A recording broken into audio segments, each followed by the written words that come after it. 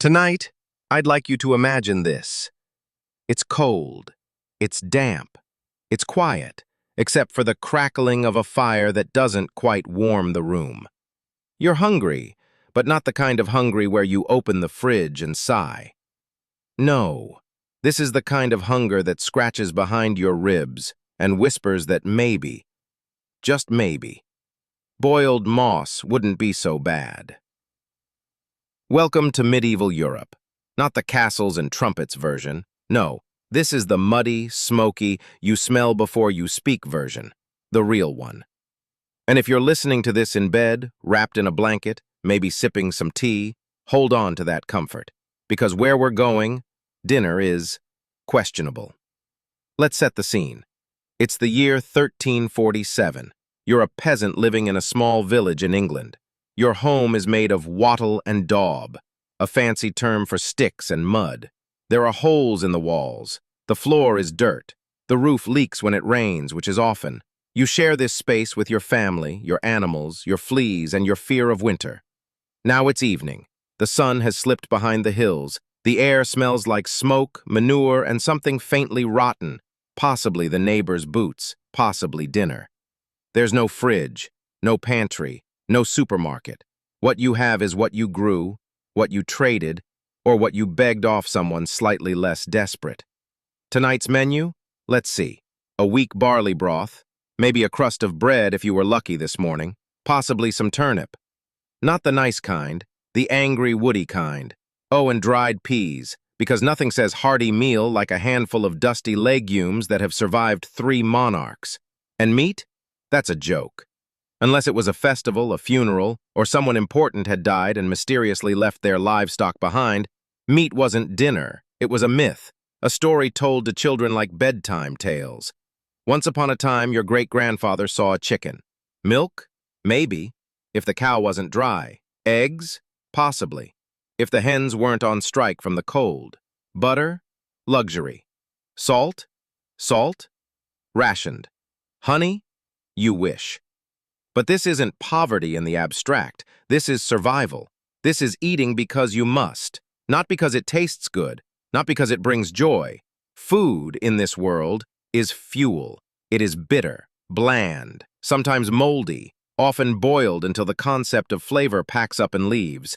And yet, you eat it because you're tired, because the days are long, because the nights are cold, because hunger doesn't care if the bread is stale or the peas have worms. Hunger eats pride first. In the flickering firelight, your family sits around a shared bowl. There are no forks, no table, just fingers, wooden spoons, and silent chewing. You don't speak much. Talking uses energy. Energy costs calories. Calories come from food, and food is running out. Your stomach grumbles again. You ignore it. Someone passes you a crust. You thank them with your eyes. Outside, the wind howls. Inside, someone whispers, "What's for tomorrow?" Nobody answers. Welcome to dinner in the dark. Next, we go up the hill, to the castle, to the place where food is abundant, bizarre, and sometimes deadly, because the rich didn't eat better. They just died slower. Let's lift our eyes now, just a little. Past the village, beyond the frozen field, over the mud road where cartwheels have carved ruts like scars. Up, to the stone walls rising against the mist. The castle.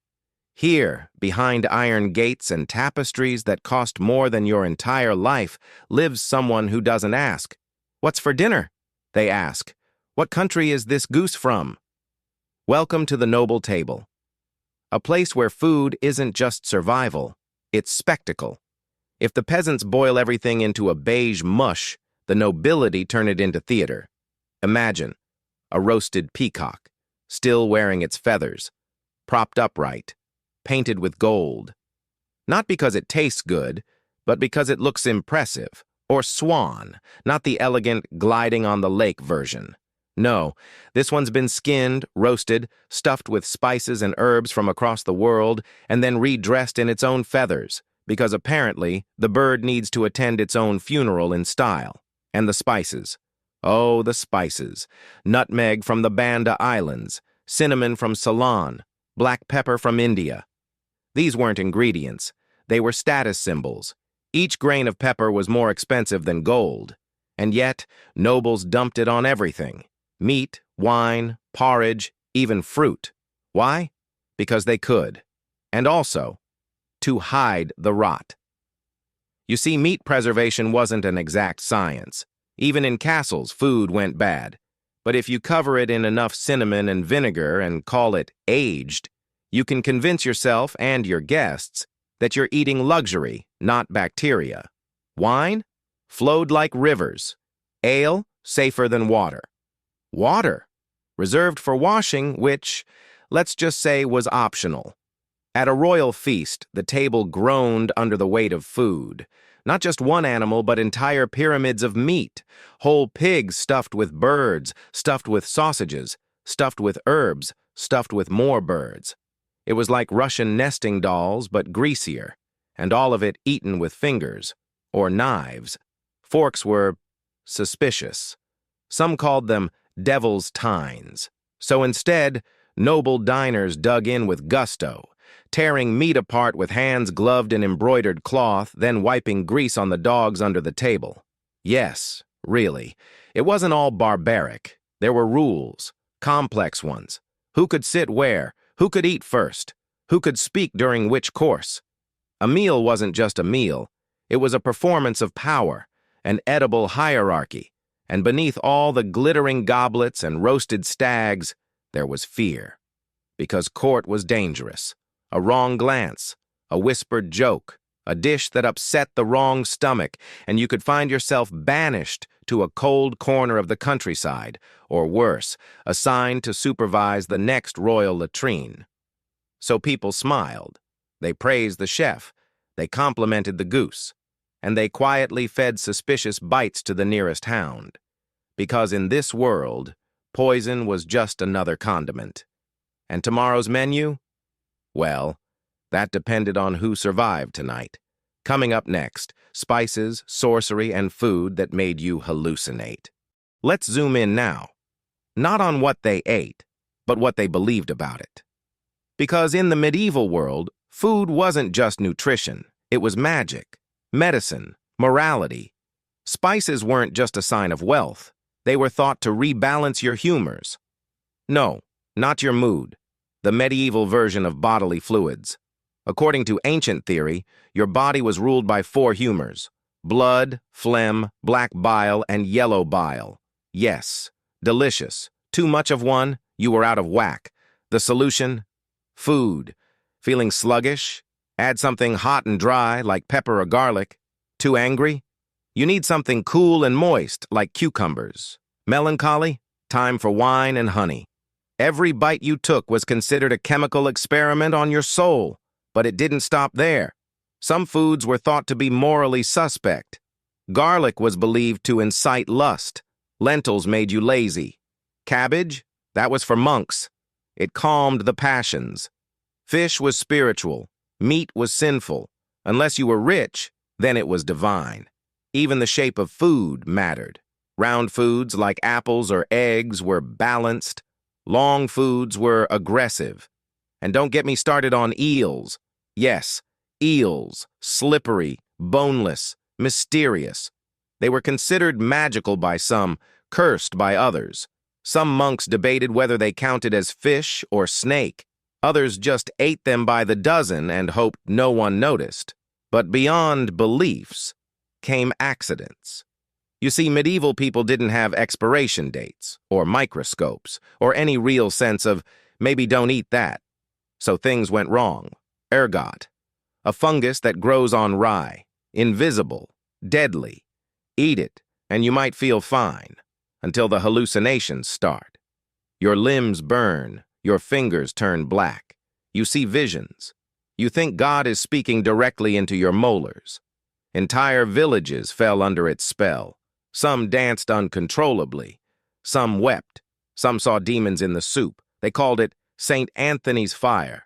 And it wasn't the only danger. Mushrooms, berries, roots pulled from the wrong patch of dirt.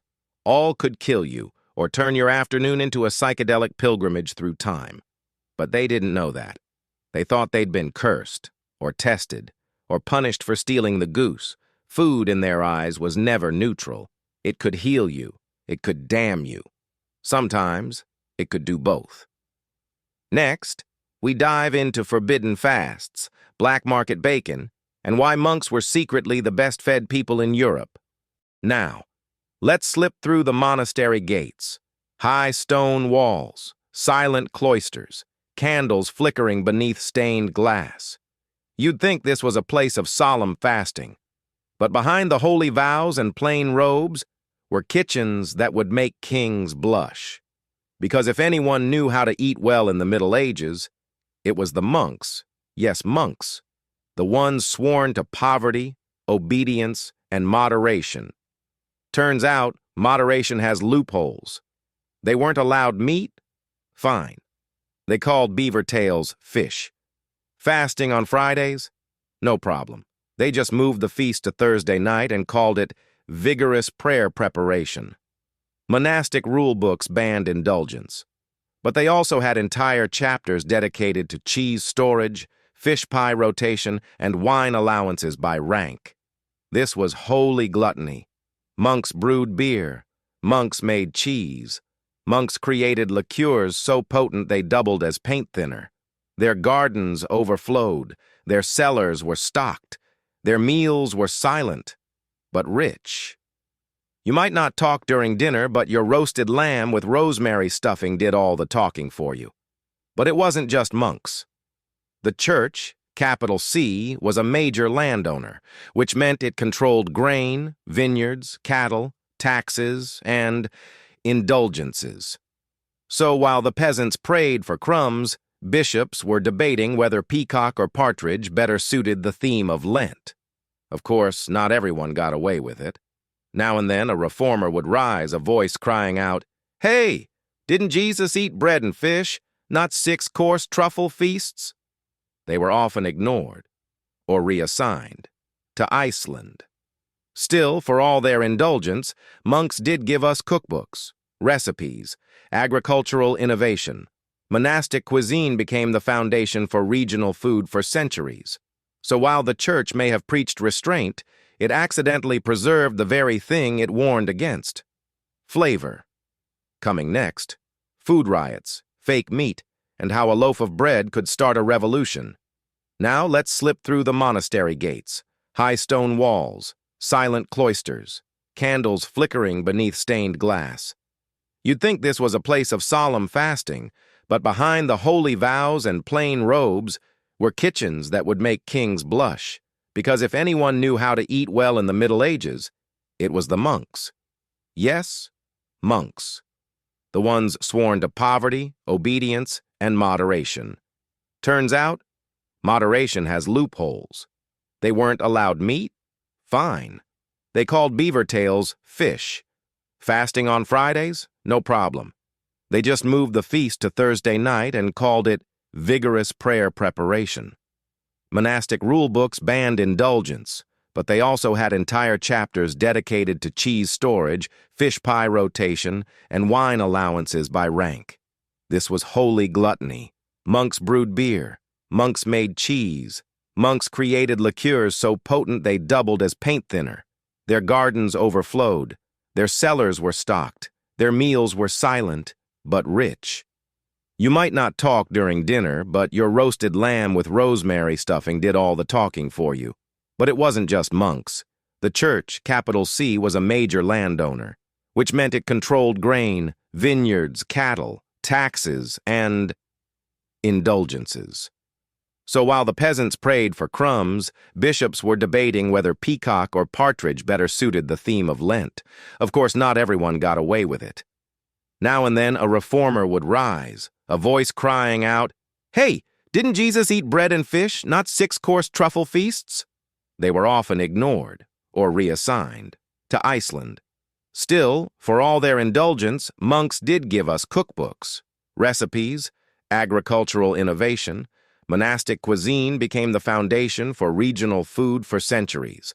So while the church may have preached restraint, it accidentally preserved the very thing it warned against: flavor. Coming next, food riots, fake meat, and how a loaf of bread could start a revolution. Now, imagine this. You're sitting by the fire, if you're lucky enough to have one. Your stew tonight tastes slightly better than damp bark. Your child coughs. Again. A villager 2 doors down hasn't come out since Monday. And the priest is burning incense not for prayer, but because something smells off in the bakery and it's not the bread. Something is wrong. Not just wrong in the we're always poor and slightly sick way. This is a different kind of silence. The kind that hangs in the air like fog. The kind that has weight. The kind that listens back. Then someone says it, whispers it. The plague, again. The Black Death wasn't just an illness. It was a reset button. A delete key pressed by the universe, held down too long. It swept across Europe in the mid-14th century like a broom dipped in ink, leaving darkness in every village it passed through. And it didn't just kill people, it starved them. Because when the plague came, it took the farmers first, then the bakers, then the butchers, then the brewers, then the grave diggers, then the priests, then whoever was left to dig graves for the grave diggers. No farmers meant no harvest, no bread, no milk, no eggs, just silence, emptiness, hunger with nothing left to chew on. So what did people eat during the plague?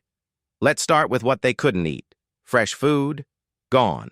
Markets shut down, trade routes blocked, salt became priceless. Fish couldn't be transported without spoiling. No one dared touch meat that hadn't been cooked for hours over fire and prayer. Anything imported? Unavailable. No spices. No fruit from warmer lands. No wine from the south, unless you were rich enough to drink from a cup of quarantined silver. Even basic food became terrifying. Bread made with infested grain, water drawn from cursed wells, milk from cows that suddenly stopped mooing and started twitching. So what did they actually eat? Well, whatever was left. Root vegetables that hadn't rotted. Old cheese, moldy cheese. Cheese so questionable it could apply for citizenship elsewhere. Dried beans, stale oats, bark, grass, sawdust, porridge thick enough to patch walls. In desperate moments, rats. Yes, the same creatures accused of spreading the plague also became optional protein. Was it ironic? Yes. Was it horrifying? Definitely. Did it stop anyone? Because hunger rewrites rules. In monasteries, fasting took on a new meaning. Not for God, but because there simply was no food. Even the monks who once dined like discreet kings found their pantries echoing. In cities, wealth protected no one. Some nobles locked themselves in manors with servants and wine and pork pies, and still died. Others fled to the countryside, bringing nothing but fear and bad poetry. And yet, there were strange meals even in plague times, feasts of desperation, banquets for funerals. Some people believed eating spicy, aromatic foods would drive out the sickness. So they cooked heavily seasoned stews, peppery, acidic, bitter, potions with cloves and wormwood. Some drank vinegar by the cup.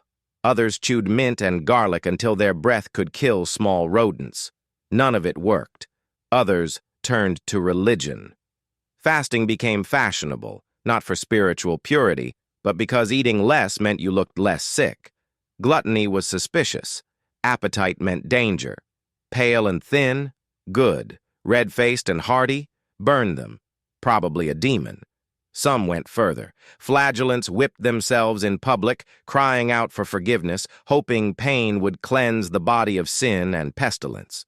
Ironically, they sometimes spread the disease more efficiently by marching from town to town, barefoot. And among all this horror, there was one final insult. The doctor's diet. Yes. Some physicians, those brave enough to stay, published lists of safe foods. They included bread made from thoroughly sifted flour, unavailable, boiled lettuce, which did nothing, chicken broth, if you had a chicken, congratulations, soft pears soaked in wine, if you're a duke. Avoid beans. Gas was suspicious. Avoid onions. They made you sweat, also suspicious. Avoid women. Always suspicious. In short, eat gently, pray often, and don't breathe. But for those who survived, the food after the plague, that was different. When half your village is gone, land becomes available. Suddenly, peasants own what nobles abandoned. Wages rise, food improves, diets diversify, meat appears, eggs return, ale flows. The survivors don't just live, they feast. It's morbid, but true. Fewer mouths meant more bread.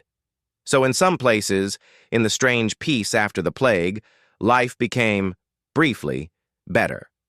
Food was richer, meals were longer, people laughed again, farmers experimented with crops, monks wrote new cookbooks, and cheese, glorious cheese, returned to every wooden table. But always, beneath the laughter, there was a memory, a silence, a phantom hunger, and the knowledge that death once dined with them. You're sitting by the fire, if you're lucky enough to have one. You're stewed to you a vil and s, not just wrong in the we're always poor and slightly sick way. Number this is a the kind then, someone says it. Wispy the PL again. The Black Death wasn't just an illness, it was a delete. It swept across leave and it starved them, because when the plague came, it took the farmers first. Then the baker, then the butcher, then the grave dig, then who no farmers meant no harvest, no bread, just so what do people eat? Let's start with what they see eat. Fresh food, gone, market shut down, TR salt became fish, no one dared anything, no spices, no fruit from warmer lands, no wine from even basic food became terrifying. Bread water drawn from cur milk. F. So what did they actually eat? Well, whatever were root vegetables that hadn't rotted, old cheese, dried bean po in desperate moment? Yes, the same Cree. Was it ironic? Yes. Did it stop and no? Because hunger rewrites rules. In monasteries, fasting took on a new meaning. Not for God, but because there simply was no food. Even monks who once dined like discreet kings found their pantries echoing. In cities, wealth protected no one. Some nobles locked themselves in manors with servants and wine and pork pies, and still died. Others fled to the countryside, bringing nothing but fear and bad poetry. And yet, there were strange meals even in plague times, feasts of desperation, banquets for funerals. Some people believed eating spicy, aromatic foods would drive out the sickness, so they cooked heavily seasoned stews, peppery, acidic, bitter, potions with cloves and wormwood. Some drank vinegar by the cup. Others chewed mint and garlic until their breath could kill small rodents. None of it worked. Others turned to religion. Fasting became fashionable, not for spiritual purity, but because eating less meant you looked less sick. Gluttony was suspicious. Appetite meant danger. Pale and thin, good. Red-faced and hearty, burn them, probably a demon. Some went further. Flagellants whipped themselves in public, crying out for forgiveness, hoping pain would cleanse the body of sin and pestilence. Ironically, they sometimes spread the disease more efficiently by marching from town to town, barefoot. And among all this horror, there was one final insult: the doctor's diet. Yes, some physicians, those brave enough to stay, published lists of safe foods. They included bread made from thoroughly sifted flour, unavailable; boiled lettuce, which did nothing; chicken broth, if you had a chicken, congratulations; soft pears soaked in wine, if you're a duke. Avoid beans, gas was suspicious. Avoid onions, they made you sweat, also suspicious. Avoid women, always suspicious. In short, eat gently, pray often, and don't breathe. But for those who survived, the food after the plague, that was different. When half your village is gone, land becomes available.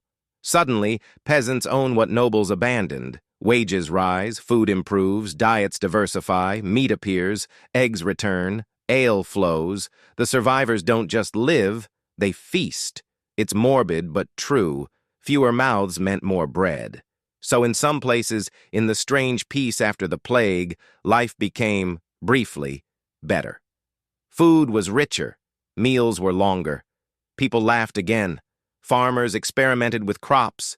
Monks wrote new cookbooks. And cheese, glorious cheese, returned to every wooden table. But always, beneath the laughter, there was a memory, a silence, a phantom hunger, and the knowledge that death once dined with them. By now, you might be wondering, who actually made all this food? The banquets, the stews, the pies within birds within bigger pies? Let's step into the kitchen. And when I say kitchen, don't imagine marble countertops and tidy spice racks. Think stone walls darkened by centuries of smoke. Think iron cauldrons that weigh more than your dreams. Think heat, chaos, yelling, and a constant unspoken fear that today's stew might explode. The medieval cook was not your average ladle-wielding helper. He, or sometimes she, was part magician, part chemist, part battlefield commander. They didn't just prepare food, they tamed it, wrestled it, convinced it through force and fire to become something edible. And most of the time, barely. You see, recipes back then were less step-by-step and more vague suggestion with a side of mystery. Instructions included helpful phrases like cook until done, add spices to taste, and roast in a moderate oven, which, in the 1300s, meant a fire you could hold your hand over for exactly 3 sheep bleats and a sneeze. But these cooks adapted. They experimented. They wrote things down. They created color-coded sauces, edible pastes, marzipan sculptures of castles, even jelly that jiggled in the shape of religious figures. Yes, wobbly saints.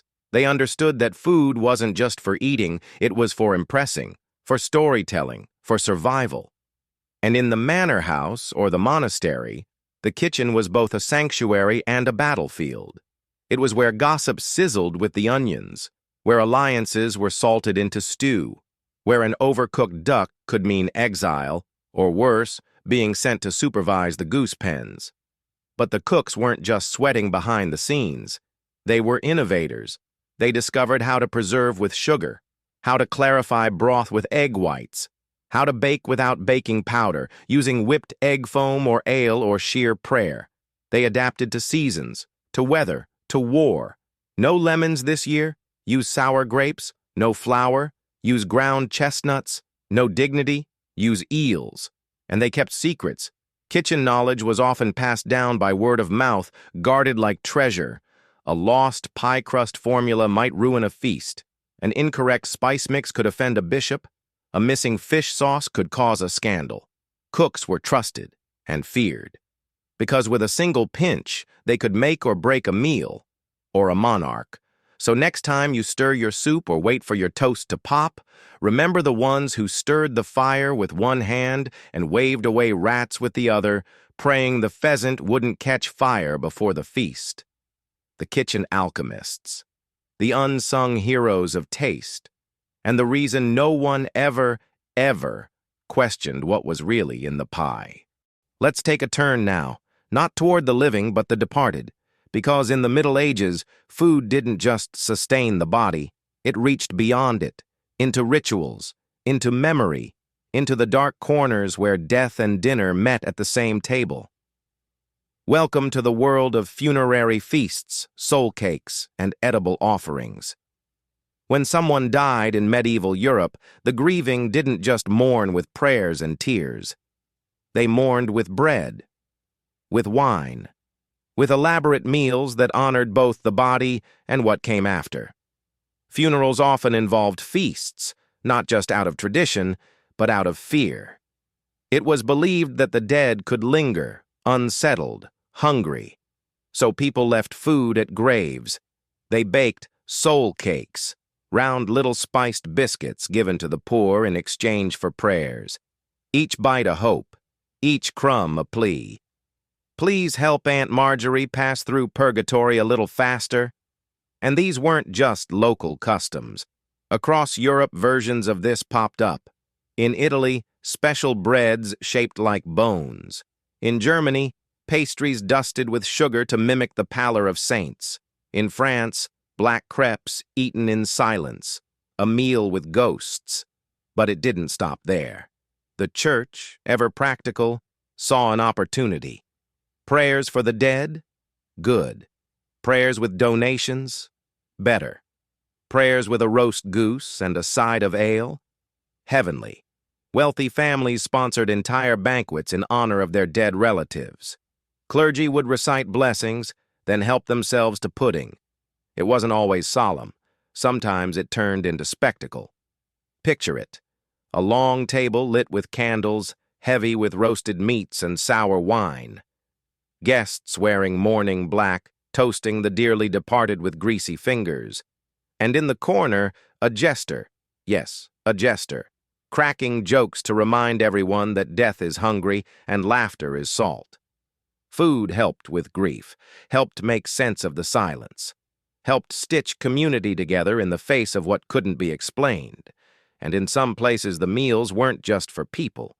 They fed statues of saints, left milk for spirits, poured ale onto stones. Because who knew? Maybe the dead were just very shy guests who hadn't RSVP'd. Even the calendar echoed this rhythm. All Souls' Day, the Feast of St. Michael, the turning of the harvest. Seasons marked by meals meant to bridge worlds. So when you bite into a spicy loaf in autumn or light a candle at dinner, you're closer to the medieval mind than you think. They believed food could heal, that it could connect, that it could comfort the living and perhaps feed the soul of the lost. Not all hunger ends with the stomach. Some lives linger in the taste of warm bread shared in silence, and somewhere, someone is still whispering thanks over a bite of soul cake. Let's step away from the solemn for a moment, because medieval food wasn't always sorrow and scarcity. Sometimes, it was chaos. Welcome to the Feast of Fools, where dinner turned into delirium. Once a year, usually around Christmas or the New Year, villages, churches, even some monasteries would flip the script. Peasants became kings, servants gave orders, and meals? Oh, meals became carnivals. Imagine a bishop's mitre on a pig, a priest leading a parade while flinging sausages. People eating in reverse order, from dessert to soup. It was all part of the misrule. The Feast of Fools wasn't just about laughter, it was about release. A temporary escape valve for the pressure of hierarchy and hardship. One day where the world got turned inside out and everyone pretended that the poor ruled the land. And food? Food followed suit. Dinner might be served upside down. The youngest person in the village might sit at the head of the table. Bread could be dyed blue. Ale might be laced with spice, or with something else entirely. And no one dared question it. That was the point. But this wasn't the only time food danced with absurdity. Medieval banquets sometimes included live performances between courses, jesters, musicians, even trained animals. One noble feast featured a pie crust that opened to reveal a dwarf playing a lute. Another, a roast boar's head stuffed with fireworks, a terrible idea but apparently worth it. Food wasn't just nourishment. It was entertainment, social theater, a puzzle of taste and texture meant to impress, confuse, or just shock. And if you think food fights are a modern invention, think again. Records tell of court dinners that devolved into sausage duels. One monk wrote bitterly about a feast where someone flung custard at the abbot's face in jest, though it apparently did not land well, literally or socially. But this chaos had purpose. It reminded people, for a moment, that life could be silly, that rules could bend, that even in the strictest hierarchies, joy could leak in through the cracks, sticky, messy, and often covered in gravy. So next time you think of the Middle Ages as all doom and dirt, remember the fool's crown, the sugar-stuffed ox, the song-filled pies and mustard duels. Because medieval food wasn't just about surviving. Sometimes it was about letting go and laughing with your mouth full. Now let's raise a glass, because what's food without something to wash it down? And in the medieval world, drinks weren't just drinks. They were survival strategies, social glue, sometimes divine inspiration. Let's start with water. Yes, water. Innocent, clear, suspicious water. In many medieval towns, water was considered unsafe, not always because it was inherently dirty, but because pipes, where they existed, were often made of lead. Wells were shallow, rivers were shared with animals, and sewage. So people turned to fermentation, beer, ale, wine, mead, cider.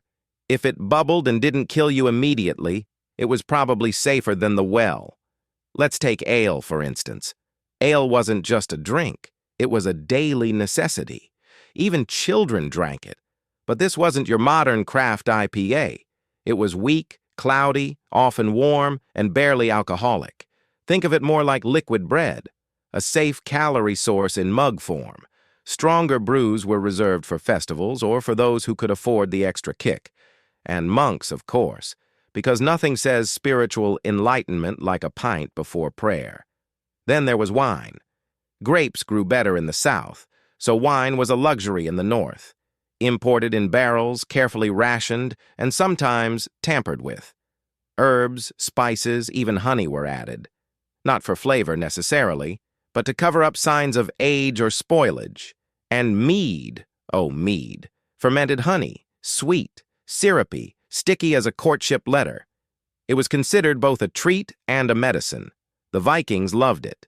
So did poets. A goblet of mead was a goblet of magic, liquid sunlight with a hint of bees. But drinks weren't just beverages. They were rituals. Contracts were sealed over toasts. Feasts began with ceremonial sips. Oaths were spoken. Cups were clinked, and no party was truly started until the mead horn made its rounds. Even the church got involved. Communion wine was sacred. Monasteries became brewing centers. Some monks wrote entire treatises on ale quality. Others just drank deeply and called it divine insight. And the mugs? Oh, the mugs. Horn, wood, pewter, even glass for the rich. Drinking vessels were as personal as shoes. Some were engraved, some chained to belts, some communal. Yes, one mug passed around the table. Because what's a bit of plague between friends? But perhaps the most surprising part of medieval drinking culture was moderation. Despite the stereotypes, most people didn't get drunk daily. Ale was nourishment. Wine was rationed. Mead was for moments. Excess was frowned upon, even dangerous. A drunk peasant could be robbed. A drunk noble could be poisoned. A drunk monk. Well, let's just say the bells didn't ring themselves. So next time you sip your wine or crack open a cold one, think of them. The brewers with their bubbling barrels, the monks humming hymns between pints, the peasants sipping safety from wooden cups. And remember, in the Middle Ages, a drink wasn't just refreshment. It was survival. It was culture. And sometimes, it was the only clean thing on the table. Let's end tonight with a final course. Not just any course, but dessert. Yes. Even in the Middle Ages, sweet things existed. Not everywhere, not often, and not always by our definition. But they were there. Glimmers of joy on a table full of gray porridge and questionable sausages. Now, if you're imagining chocolate cake and ice cream, pause. Sugar wasn't common. It was imported, expensive, and treated more like a spice than a staple. Honey was king. It came from local hives and coated everything from fruits to fish. Yes, honeyed fish, a medieval favorite. Take a moment. But sugar? That was alchemy, reserved for the elite. Sugar was pounded into powders, boiled into syrups, shaped into sculptures. Entire castles made of crystallized sweetness, swans carved from marzipan, even fake fruits with real stems, hand-painted, then served on silver platters just to say, look what we can afford to throw in our mouths. And then there were pies, So many pies, sweet ones, savory ones, confused ones. Medieval pies weren't limited by modern categories. A pie could contain chicken, plums, ginger, and almonds, all at once. They didn't separate sweet from savory. They married them in a glorious, confusing wedding of spice and surprise. Some pies were also theatrical, really. There are documented cases of pies being served with live birds inside, not for cruelty, but for comedy. You'd cut into the crust and, flutter, out flew a chorus of sparrows. It was the original dinner and a show, but not every treat was a marvel. Some were downright odd. Candied fennel, rose petal pudding, pastry stuffed with eels and raisins, and let's not forget something called hedgehog pudding, not made of hedgehog, but shaped like one, complete with almond spikes, because dessert should be delightful and confusing. And then there were the feasts, where everything was fake. Cakes that looked like meat, meat that looked like fruit, a roasted boar's head with an apple in its mouth, stuffed with dates and figs and sometimes another bird. Because why stop at one animal when you could have three? The line between art and appetite blurred. Food became disguise. Dinner became drama. And at the end of it all, the guests leaned back, groaning, grateful, and a little afraid of what might be inside the next pie. So, what have we learned? In the medieval world, eating wasn't just about hunger. It was a statement of class, of power, of belief, of whimsy. Even dessert carried a message. We may live in filth and fear and famine, but tonight, just tonight, we feast like the world is made of honey. And maybe, for a few golden bites, it was. Not every table was full. Not every bowl was blessed. For every noble feast, glittering with spice and spectacle, there were seasons when even bark soup would have been a luxury. Famine, the great equalizer. Sometimes it came slowly, droughts stretching into years, turning fertile fields into dust. Sometimes it came with floods, washing away the wheat, leaving only mud and mildew behind. And sometimes it came with war, soldiers trampling crops, burning granaries, eating what they didn't destroy. And when famine came, everything changed. Hunger reshaped the mind. It made people creative, desperate, brave, dangerous. People boiled shoe leather, scraped lichen from rocks, made bread from powdered bark or dried nettles. Children hunted rats. Adults traded dignity for crumbs. There are records, dark, hard to read, of families abandoning their elderly, of villages turning on outsiders, of hunger riots sparked over moldy loaves. And then there were the famines that whispered rather than screamed, when crops failed quietly, when the next season looked just as bleak, when the ledger of the town baker no longer balanced. But not all famine was natural. There were famines of misrule, when taxes took more than the land could give, when nobles hoarded grain to raise prices, when food rotted behind castle gates while peasants starved in sight of it. And yet, even in these hardest winters, humans found ways to hold on, to share, to survive. Communal stews, potage, where everyone brought what little they had, villages baking together, conserving heat and hope. Traveling friars delivering not sermons but sacks of beans, because famine taught a lesson that feasts forgot, that food is not just nourishment, it is mercy. And when the rains returned and the fields grew green again, the memory of hunger lingered. It shaped the next meal, the next planting, the next prayer. Because in the medieval world, the line between feast and famine wasn't just thin, it was a thread, fraying, always. And across that thread walked everyone, rich, poor, devout, desperate, hoping that tonight there would be something in the bowl. Let's take a step back from the dining hall. Away from the table, into the kitchen, and I say kitchen lightly. Because in medieval Europe, the place where food was made often resembled a smoky cave with a temperamental fire and a deep suspicion of cleanliness. No gas burners, No timers, no written recipes, just instinct, hearsay, and a prayer to St. Lawrence that the stew wouldn't ignite. Now, not every kitchen was a disaster. In monasteries, kitchens were precise, almost military. In castles, they were sprawling, bustling micro-cities with more hierarchy than a feudal court. And in peasant homes, the hearth was everything. Warmth, light, stove, fireplace, and sometimes bath, all in one. But everywhere, cooking was dangerous. A cook's best friend, a fire, a cook's worst enemy, also a fire. Grease fires, smoke inhalation, burns from boiling cauldrons, collapsing ovens, exploding dough. And yes, exploding dough is a thing when yeast decides to throw a tantrum in a sealed clay oven. There were successes, bread that rose, soups that didn't poison anyone, a roast that arrived only mildly overcharred.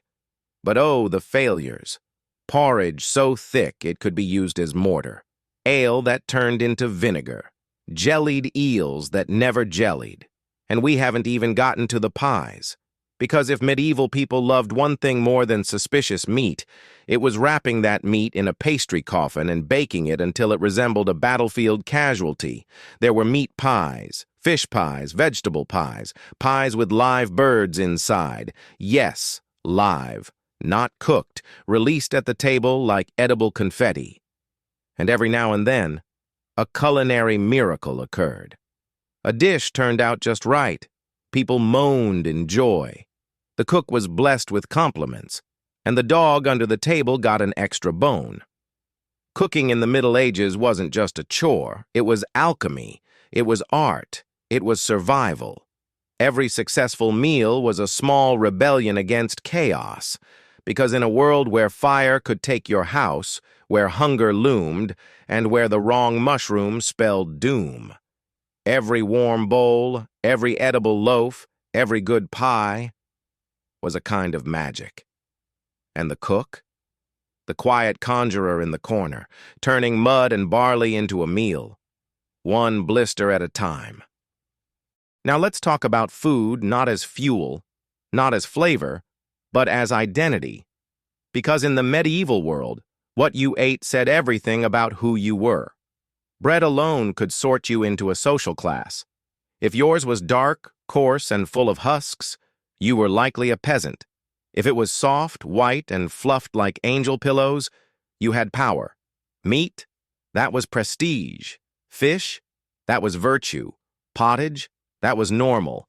But it wasn't just about class. Food marked your religion, your profession, even your gender. Women were told to avoid hot foods that stirred the blood, stick to vegetables. Knights needed meat, hearty, thick slabs, the kind that gave you gout and glory, and yet food could also be punishment. Prisoners were fed bread and water. Monks were denied meat on certain days. Exiled nobles might be reduced to eating what they once fed their hounds. To be denied good food was to be denied dignity. And to eat well in front of others? That was power. Feasts were declarations. Tables became battlegrounds.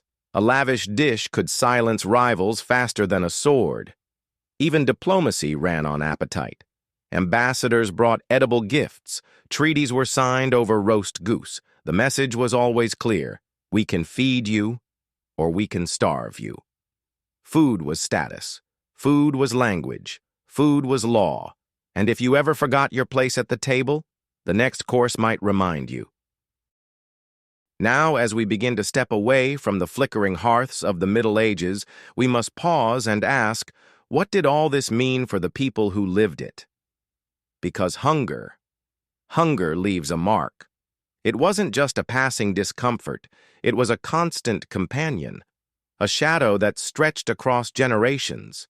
Children grew up hearing stories about bad harvests. Villagers remembered winters when the dead outnumbered the meals. Nobles feared riots more than war. Every peasant carried an ancestral memory of famine. Every priest knew that sermons on charity hit harder when stomachs growled. And yet, people survived. Through foraging, through sharing, through prayers whispered over weak broth and stale bread, through ingenuity, like mixing bark into bread, through community, like pooling the last turnips, through stubbornness, like planting again after a failed crop.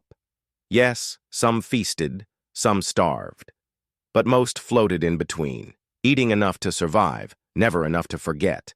And that is the lasting story of medieval food, not the roasted peacocks or the drunken monks, not the spices worth gold, but resilience, the kind that chews whatever is put in front of it, that boils roots into dinner, that finds sweetness in dried berries and miracles in leftover fat, the kind that sits at the edge of a field and dreams, maybe next year will be better. And maybe, just maybe, it was.